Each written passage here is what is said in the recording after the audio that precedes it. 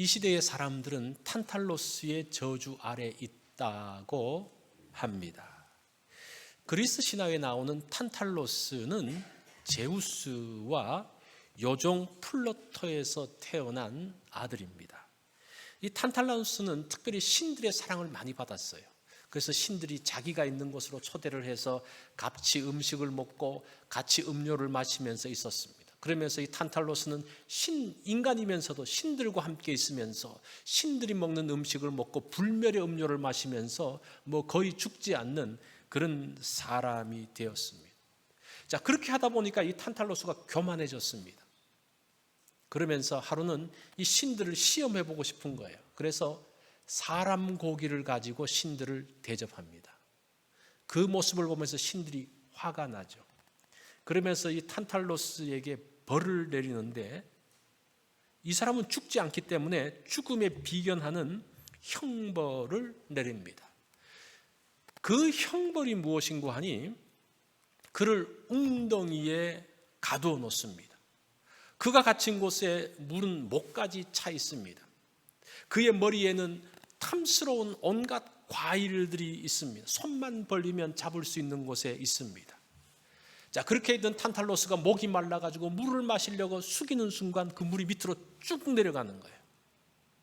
배가 고파서 과일을 따려고 하는 순간 가까이 있던 과일들이 멀리 싹 올라가 버립니다. 그게 형벌이에요.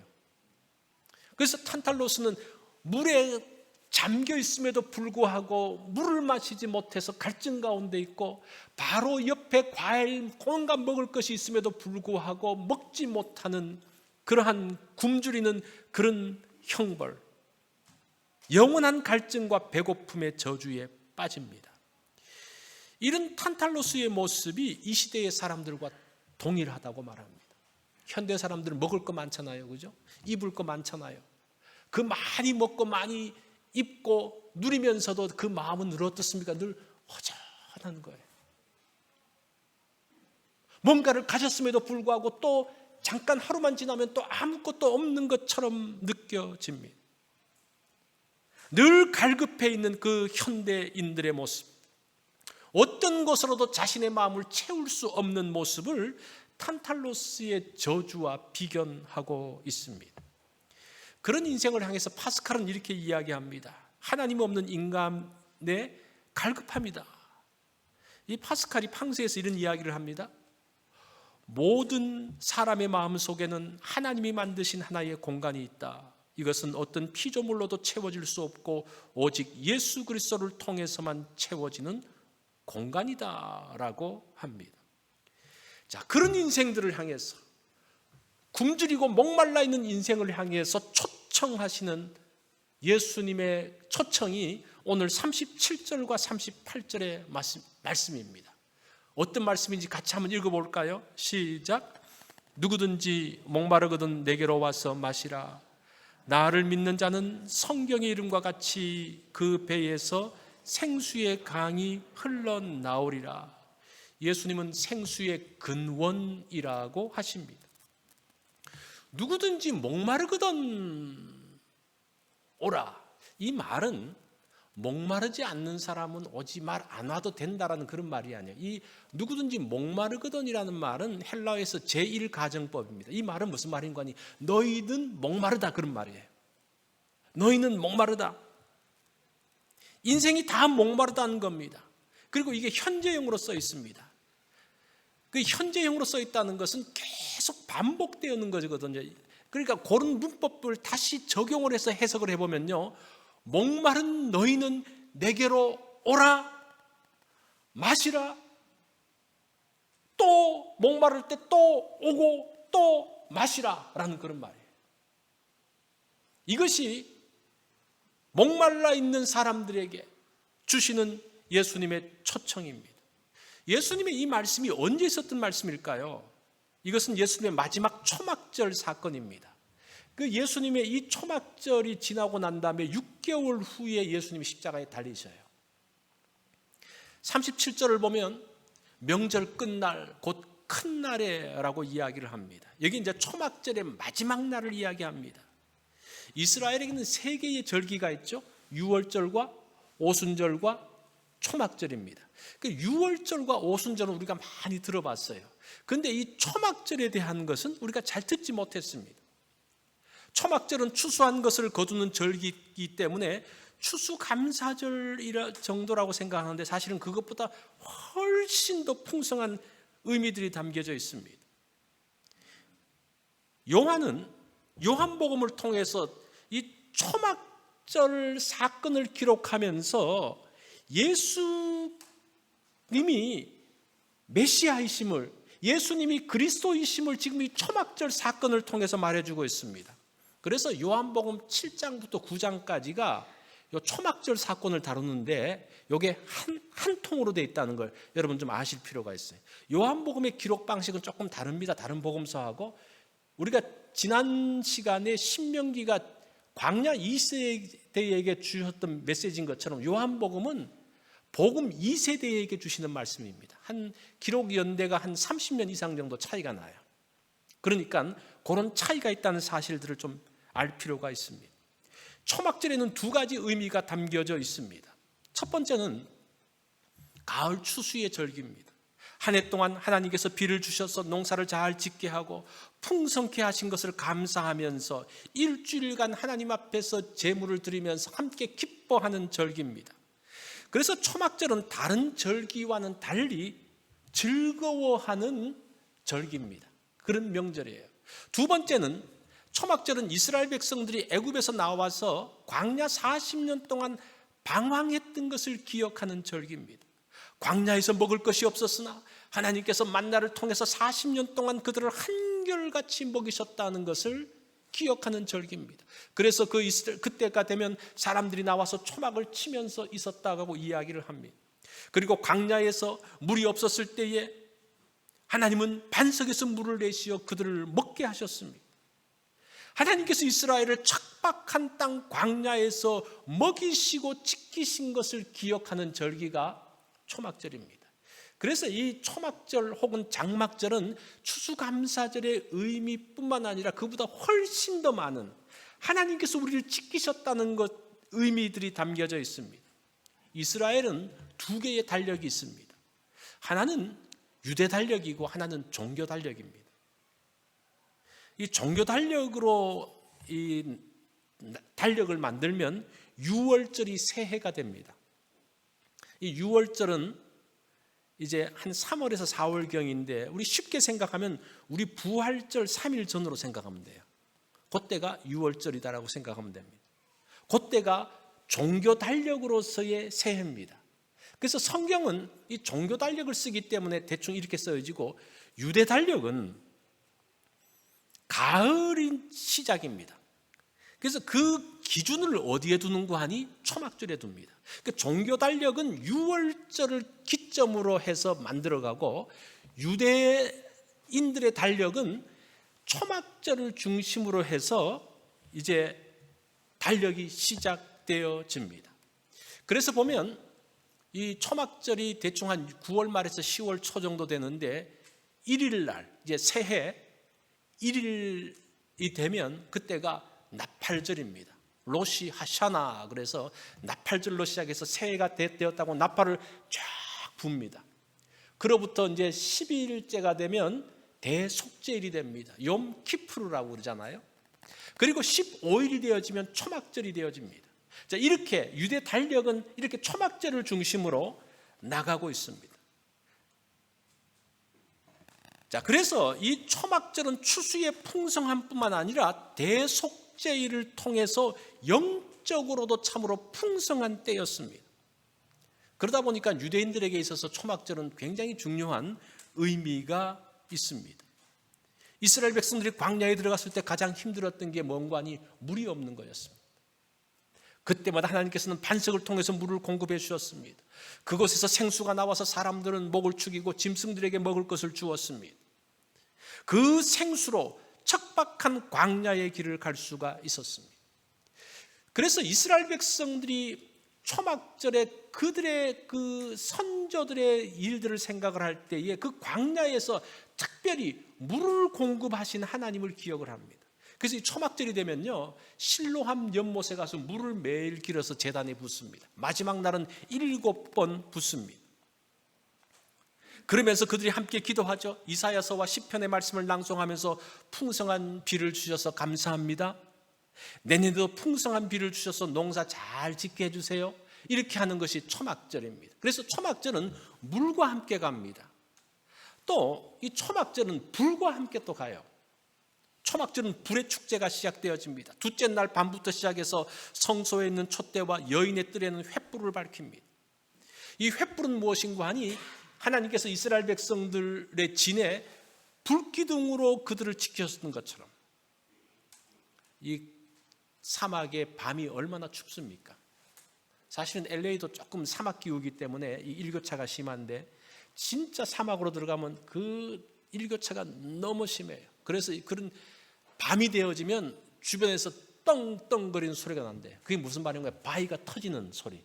그러니까 낮에 종일 뜨거웠던 바위가 갑자기 기온이 쫙 내려가면 그 바위가 쩡 하고 갈라지는 그런 혹독한 추위 가운데서 하나님께서 불기둥으로 그들을 지키셨다. 그런 것들을 기억하며 초막절에 또 불의 축제가 시작되어집니다.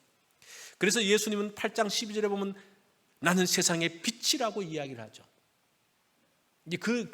이 초막절 사건에서 이 7장과 8장에서 나는 빛이라고 말하는 그 이유가 있다는 겁니다.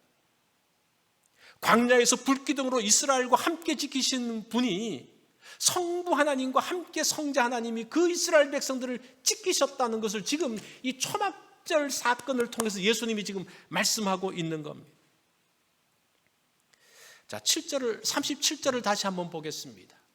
명절 끝날 곧 큰 날에, 제가 이제 설명이 길다 보니까 또 다시 처음으로 돌아왔는데, 이 명절 끝날 큰 날이라는 말은 초막절 8일째 되는 날입니다. 대부분의 유대인들의 절기는 7일로 끝납니다. 유월절도 7일로 끝나고 오순절도 7일로 끝나는데 초막절만 8일이 됩니다. 레위기 23장 36절을 보면 이레 동안에 너희는 여호와께 화제를 드릴 것이요 여덟째 날에도 너희는 성회로 모여서 여호와께 화제로 드릴지니 이는 거룩한 대회라. 자, 이 초막절은 7일 잔치가 끝나고 난 다음에 그 다음 날 8일째가 되어지면 아무 일도 하지 않고 성회로 모여서 하나님을 예배하는 일을 합니다. 그게 초막절의 중요한 특징이에요. 그 마지막 날 큰 날이라는 말이 그런 의미입니다. 성경을 보면 이 8일이라는 의미가 어떤 것인지 곳곳에 나와요.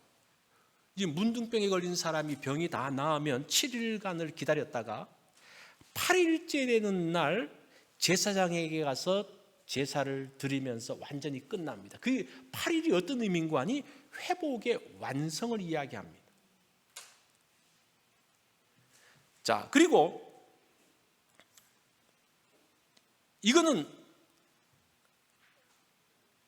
초막절 마지막 8일째 성회 때도 초막절의 완성을 이야기합니다. 약속의 땅에서 하나님께서 먹을 것을 주심으로 가나안 땅에 정착하는 것이 완성되어졌습니다. 이것이 이스라엘의 구원의 완성이고 출애굽의 완성이라는 그런 의미예요. 무슨 말인지 아시겠죠?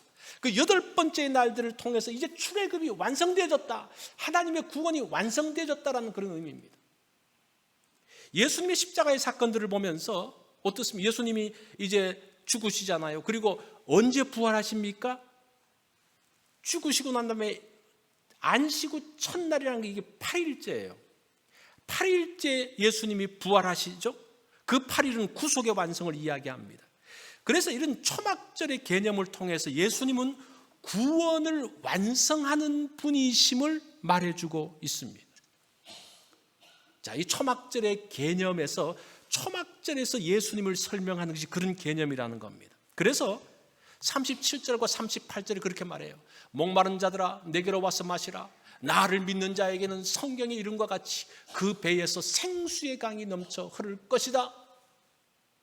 너희들이 지금 초막절에서 물을 길러서 하는데 그 하나님의 역사를 기억하면서 하는데 그 물이 누구냐? 바로 예수 그리스도라는 거예요. 예수 그리스도. 나를 믿는 자는 성경의 말씀처럼 생수의 강이 그에게서 넘쳐날 것이다. 여기서 성경에 이른 것 같이 어느 성경에 있냐? 사실은 어느 성경에 있는 것은 아니에요.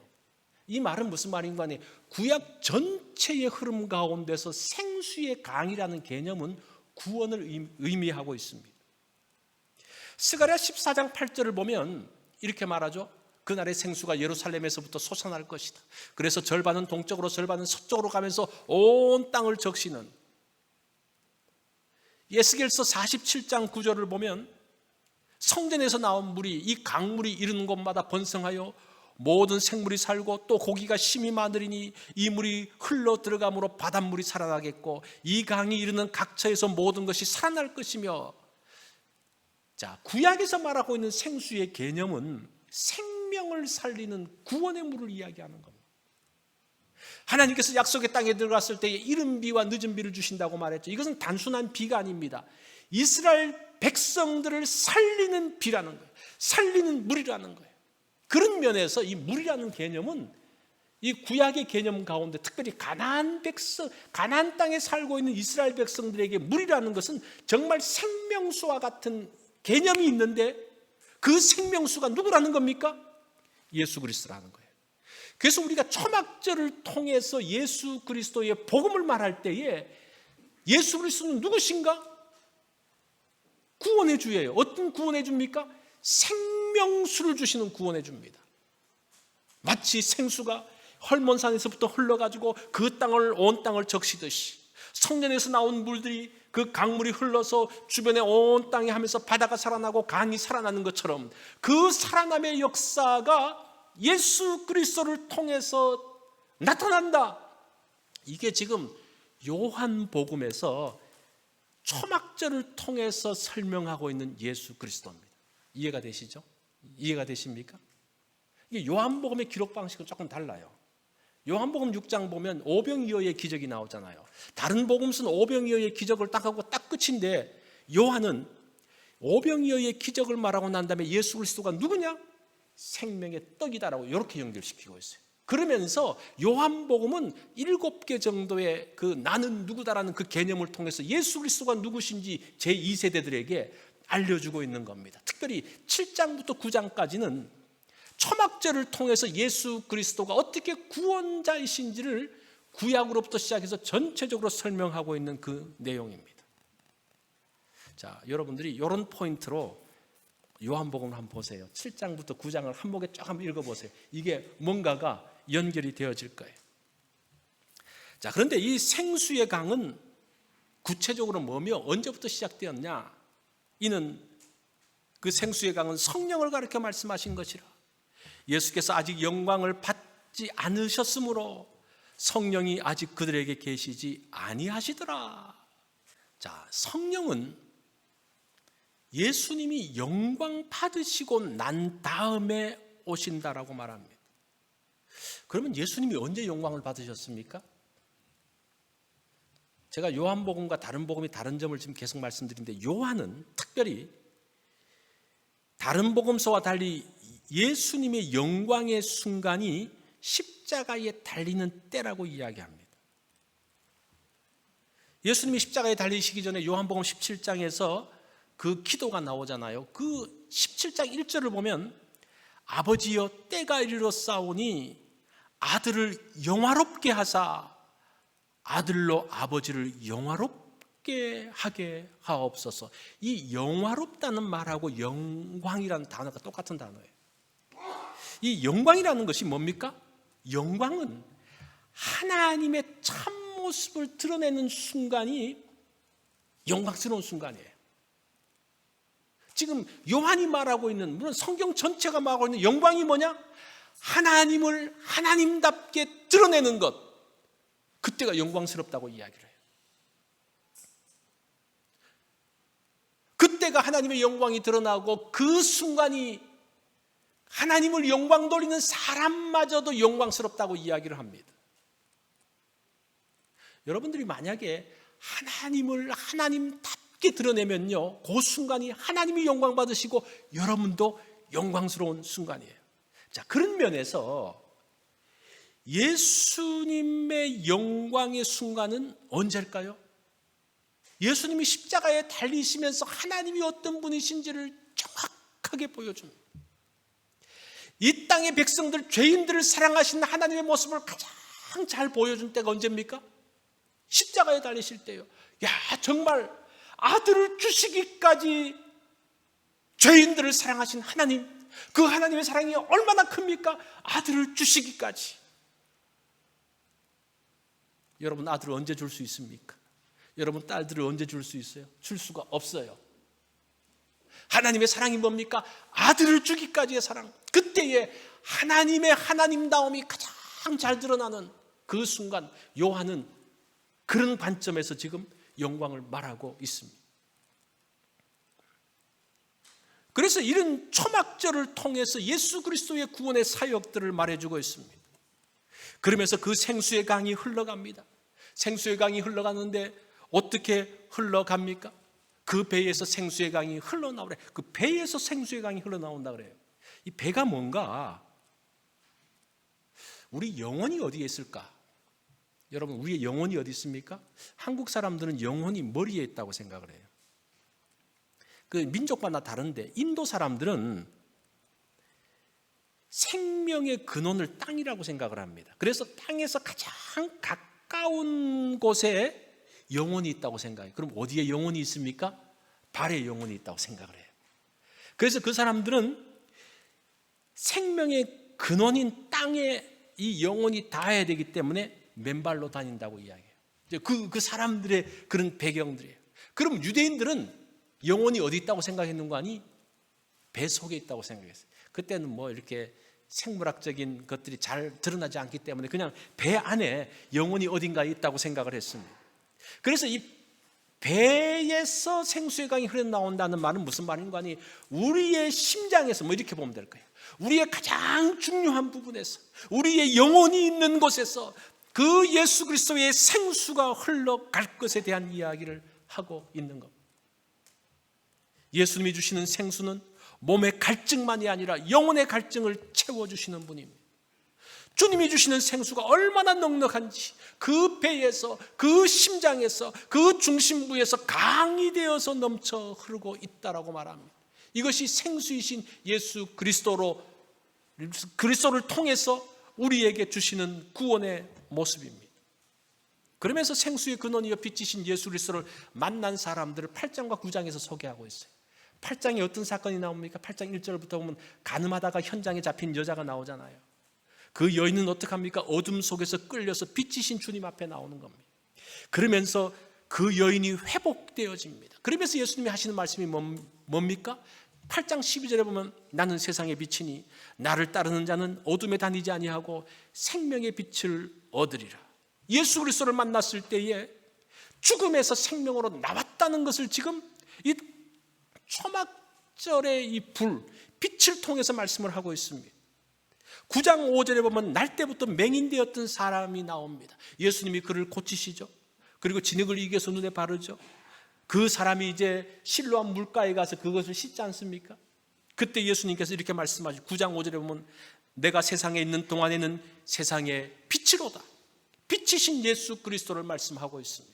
구원이신 예수 그리스도, 빛이신 예수 그리스도, 이 빛 가운데로 나왔을 때에 그 생수이신 예수 그리스도를 통해서 빛 가운데로 나왔을 때에 새로운 삶의 시작이 되어지는 것을 말하고 있습니다. 그런 면에서 이 초막절 사건을 통해서 알 수 있는 예수 그리스도가 누구냐? 예수 그리스도는 생수이시고 생수의 근원이시고 빛을 주시는 분이라고 이야기를 합니다. 그래서 가늠한 여인이나 날 때부터 보지 못한 이 사람들이 초막절의 기쁨을 진정으로 누린 사람들의 두 샘플로 나오는 거예요. 아시겠습니까? 그렇게 요한복음이 연결되어집니다. 이들은 외적인 물리적인 기쁨이 있을 뿐 아니라 그것보다 훨씬 더 큰 영적의 기쁨 가운데 그들이 사로잡혀 있습니다. 그게 초막절의 진정한 기쁨이라는 거예요. 우리가 초막절에 많은 곡식들을 얻어서 이제 풍요롭게 되어져서 이제 먹을 것이 생겨서 주시는 기쁨, 하나님이 주시는 기쁨도 있어요. 그거 부인할 수 없어요. 그거 한편에 있어요. 그런데 더 큰 것은 뭡니까? 우리의 영혼이 풍요로워지는 거예요. 예수 그리스도의 그 생명수를 통해서 풍요로워지는 거예요. 우리가 더 이상 어둠 가운데 거하지 않고 빛이신 예수 그리스도를 통해서 우리의 인생이 빛이 비춰지는 거예요. 그것이 초막절의 진정한 기쁨, 이 두 가지 기쁨을 다 말하는 것이 초막절의 기쁨이고, 그게 누구를 하는 겁니까? 예수 그리스도라는 거예요. 그래서 신학자들은 이 초막절을 구원의 완성으로 봅니다. 그렇게 해석하는 분, 요한복음 이 요거를 해석을 하면 그렇게 나올 수밖에 없죠. 그런데 이런 초막절에 참가했음에도 불구하고 진정한 기쁨을 놓친 사람들이 있습니다. 이 초막절에 행하시는 예수님의 말씀과 행하는 일들을 보면서 사람들의 반응이 나와요. 어떤 사람은 예수님을 보면서 그 선지자라고 하며, 어떤 사람은 그리스도라 하며, 어떤 이들은 그리스도가 어찌 갈릴리에서 나오겠느냐, 이 사람은 굉장히 부정적인 사람이죠.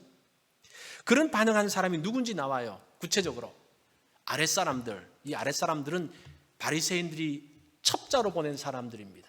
아랫사람들이 뭐라고 말합니까? 대답하되 그 사람이 말하는 것처럼 말한 사람은 이때까지 없었나이다. 이분은 비범한 사람이라고 지금 이야기하고 있어요. 근데 바리새인들이 뭐라고 말합니까? 이 사람들은 좀 싫어하는 사람들이죠. 바리새인들이 대답하되 너희도 미혹되었느냐? 당국자들이나 바리새인 중에 그를 믿는 자가 있느냐? 율법을 알지 못한 이 무리는 저주를 받을지로다. 이 똑같이 초막절의 그 일들을 참여함에도 불구하고 어떤 사람은 예수 그리스도를 통해서 예수 그리스도의 구원을 알아가는데, 어떤 사람은 더욱더 반대편에 서고 거부하면서 뭐까지 말합니까? 율법을 알지 못하는 자들이라 그렇게 이야기해요. 이 무리는 저주를 받는다는데, 이 무리가 누군가 하니 이 단어는 사실은 느헤미야에서 나온 그 내용입니다. 느헤미야에서 어떤 일이 벌어집니까? 성벽을 건축하잖아요. 성벽을 건축할 때 극심하게 반대했던 사람들이 사마리아 사람들이에요. 사마리아 사람들이 극심하게 반대하면서 뭐라고 말하는, 그 땅 사람들은 이렇게 이야기해요. 그 땅 사람들이란 단어가 이 무리라는 말하고 똑같은 의미예요. 바리새인들이 생각하고 있는 그 땅 사람들, 바리새인들이 누굽니까? 그 사람들은 그 자기의 몸의 정죄를 지키지 못했던 사람입니다. 다 그냥 이 섞여버린 그런 사람입니다. 종교적인 순수성이 없어져 버린 사람입니다. 지금 예수 믿는 사람이 누구라는 겁니까? 이 무리라는 거예요. 그 사람들은 저주를 받은 사람이라고 이야기를 하고 있습니다. 그 말에 니고데모가 뭐라고 말합니까? 세 번째 사람의 반응이에요. 우리 율법은 사람의 말을 듣고 그 행하는 것을 알기 전에 심판하느냐? 이게 신명기 1장 16절을 가지고 말하는 거예요. 너희가 너희 형제 중에서 송사를 들을 때에 쌍방간에 공정히 판결할 것이며, 그러니까 양쪽 이야기를 들어보고 하라고 말하죠. 이제 그 말을 니고데모가 하니까 그 바리새인들이 뭐라고 말합니까? 그들이 대답하여 이르되 너도 갈릴리에서 왔느냐 찾아보라. 이 니고데모는 유대 사람이거든요. 그런데 예수님 편 드니까 야, 너 갈릴리 사람이야, 이렇게 비꼬면서 이야기하는 거예요. 그러면서 갈릴리에서는 선지자가 나지 못하느니라 하였더라. 갈릴리에서 선지자가 나지 못했다. 어떻습니까? 갈릴리 출신 선지자들이 있어요. 대표적인 사람이 요나입니다. 요나는 스불론 지파 사람이고 가드 헤벨 사람이거든요. 또 한 사람은 나훔이라는 선지자입니다. 이 나훔은 이 나훔의 땅, 나훔의 고을이 가버나움이에요. 이 사람은 정말 오리지널 갈릴리 사람이죠. 자, 보세요. 지금 이 바리새인들과 예수님을 반대하는 사람은 자기의 주장을 정당화하려고 성경의 내용까지 바꾸면서 자기 입맛대로 이게 율법이라고 그러고 그들을 저주한다 그러고 하는 그러한 모습. 자, 지금 초막절에 그 하나님이 주시는 구원의 기쁨 가운데 하나님이 주시는 그 구원이 흘러내리고 있는데, 어떤 사람은 그 구원에 함께 참여하는 사람이 있는가 하면 어떤 사람은 그 구원을 거부하고 있는 사람이 있다는 것을 지금 오늘 말씀이 보여주고 있는 거예요. 바리새인들과 예수님을 부인하는 사람들도 초막절의 기쁨을 누리고 있어요. 어떤 기쁨? 추수로 인한 그 기쁨을 누리고 있어요. 그 많은 농산물로 인한 기쁨을 누리고 있어요. 그러나 그런 기쁨은 시간이 지나면서 그 곡식들과 함께 사라져버립니다. 진정한 기쁨은 영혼까지 풍성하게 하는 겁니다. 그 기쁨을 주님께서 주신다는 겁니다. 우리가 기쁨 시리즈 마지막 날에 말씀드릴 것이 이 내용이에요. 기쁨이 과연 어디에서부터 오느냐? 생수의 근원에서부터 온다는 것을 이야기하는 겁니다. 여러분들의 기쁨은 어디에서 옵니까? 신앙생활을 하고 교회 나왔을 때 우리의 기쁨은 어디에 있습니까? 이 성도들과 함께하는 그 교제의 기쁨이 있죠. 그죠? 또 교회의 어떤 행사를 하면서 같이 일을 하면서 그 즐거움이 있습니다.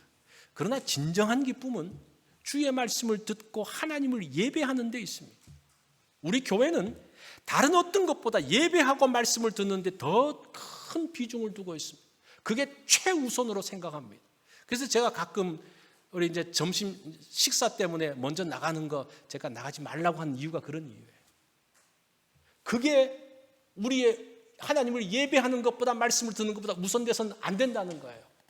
우리가 그러한 것들을 하기 시작하면서 우리의 신앙은 거기서부터 어긋나기 시작하면요, 다른 것에서도 다 양보할 수 있는 거예요. 지금 함께 모여서 예배하는 것을 포기하는데 다른 데 가서 어떤 것을 포기하지 못하겠습니까? 그게 중요한 거예요. 조금 불편하지만 그게 더 중요하기 때문에 그것을 따르는 겁니다. 오늘 본문에서 두 부류의 사람이 분명하게 나옵니다. 예수 그리스도로 인한 기쁨을 뒤로하고 눈에 보이는 즐거움, 없어질 풍성함의 마음에 가 있는 사람들이 있어요. 그들도 기쁨이 있긴 있어요. 그러나 그 기쁨은 일시적인 기쁨입니다. 곡식이 떨어지면 없어질 겁니다. 그 기쁨의 환경이 없어지면 그 기쁨은 사라져 버립니다. 그런데 어떤 기쁨이 있습니까? 예수 그리스도로 인한 그 기쁨은 환경이 바뀜에도 불구하고 그 기쁨은 영원히 있습니다. 곡식이 떨어졌음에도 불구하고 그 기쁨은 영원히 있어요. 왜 그래요? 물이 없을 때에 반석에서 물을 내시는 그 하나님을 아시기 때문에 40년 동안 먹을 것이 없지만 매일매일 만나를 통해서 먹을 것을 주시는 그 하나님을 보기 때문에 그 가운데 기쁨이 있는 거예요. 우리의 기쁨은 어디에 있는 겁니까? 눈에 보이는 것에 있습니까? 손에 쥐는 것에 있습니까? 아니요. 그것에 있으면 너무나 우리의 삶들은 늘 메말라지는 탄탈로스의 저주 가운데 빠질 수밖에 없다는 거예요. 그러나 우리의 기쁨은 그것이 아니라 예수 그리스도로 인한 그 구원의 생수이며 언제든지 우리를 공급하시는 그 하나님의 손길, 생명의 떼기신 예수 그리스도를 통한 것, 그것이 우리의 기쁨일 때에 우리 마음 가운데 기쁨은 누구도 빼앗을 수 없는 것을 보게 됩니다. 초막절은 사람들에게 기쁨을 주는 절기입니다. 그런데 사람들이요, 두 부류의 사람이 있다고 그랬죠. 하나님이 주신 선물만 좋아하는 사람이 있어요. 또 두 번째 사람은 누굽니까? 선물을 주신 하나님을 좋아하세요. 하나님으로 인해서 기뻐하는 사람이 있어요. 여러분들은 어떤 부류에 속해 있습니까? 오늘 요한복음 7장에 그 두 사람이 다 나와요.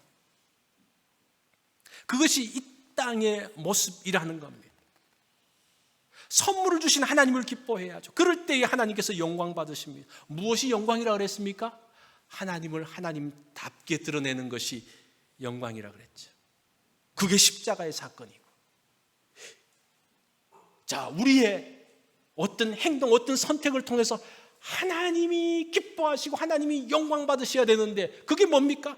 하나님을 하나님답게 나의 삶에서 대접하고 나의 입술에서 그러한 하나님을 높이는 그 모습이 드러날 때에 하나님이 영광 받으시는 거예요. 그때 우리가 영광스럽게 되어진다는 겁니다. 우리의 기쁨은 예수 그리스도 안에 있습니다. 예수님은 구원의 생수를 주시는 분입니다. 우리의 삶에 영원한 생명을 주십니다. 그로 인해서 우리의 인생은 풍요로워집니다. 여러분, 우리의 기쁨은 어디에 있는 겁니까? 이 안에 있는 거예요. 예수 그리스도 안에 있는 거예요. 하나님 주신 선물 귀하지만 그것이 우리의 기쁨이 되어지면 그 선물이 없어졌을 때 우리는 정말 아무것도 갖지 못하게 됩니다. 그러나 선물을 주신 하나님께 집중한다면 우리의 삶은 언제나 기쁨으로 풍요롭고 그 없는 것 같은 상황에서도 하나님의 기적을 기대하면서 기뻐할 수 있는 믿음의 사람들이 될 것입니다. 우리 다 같이